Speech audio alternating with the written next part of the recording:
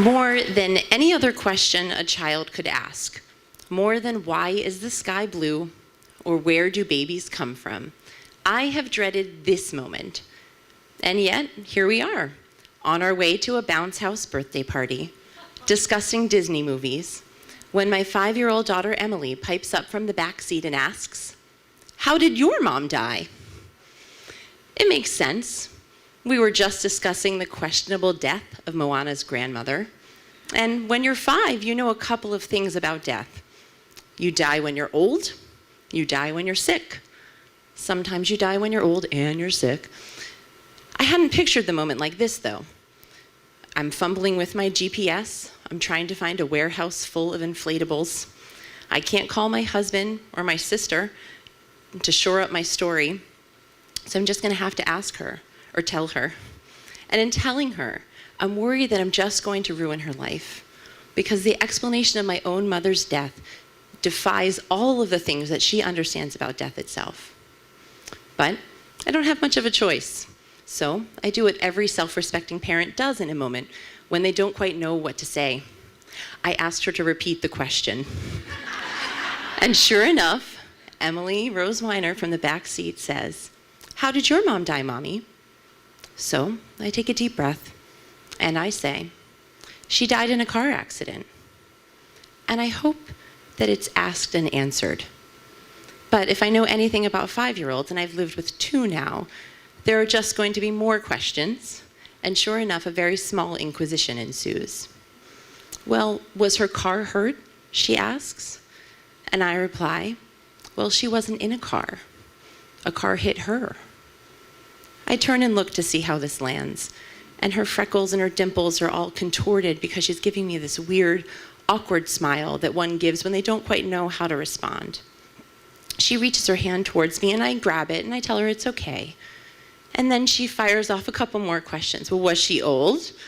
And I say, "Well, she was 60. Is that old?" And I say, "Well, it's older, but people in our family live until their 90s, so she had a lot of living left to do."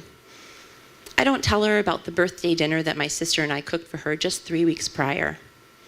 I don't tell her about the look of pride and disbelief on her face when she ate the lemon yogurt cake we baked for dessert, sitting there thinking to herself, "You two are just the best thing I've ever done," which is something I know because she told it to me very often. My daughter, though, just lays off the questions. Everything kind of morphs into a regular conversation. I find a parking space outside this giant warehouse.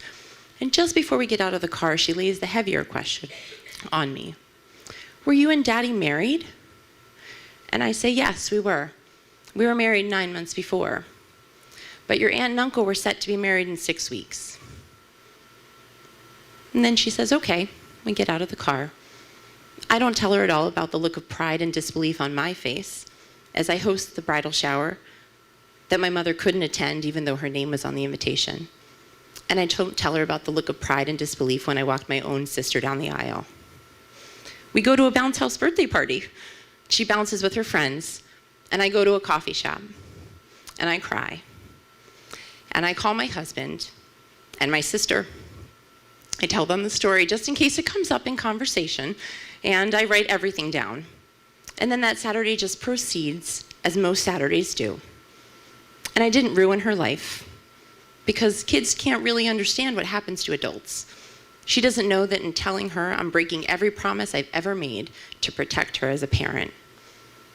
And instead, what she sees is a grown-up living through a really devastating time, a 1 in a million thing happening to her own mom, and somehow she came out on the other side.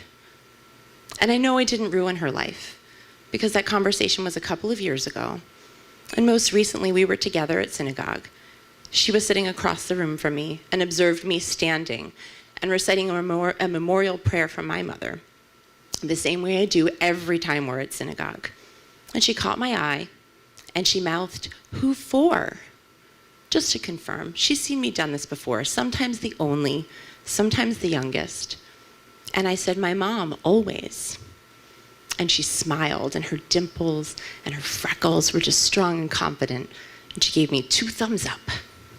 And all I thought was, we're all going to be all right. Thank you.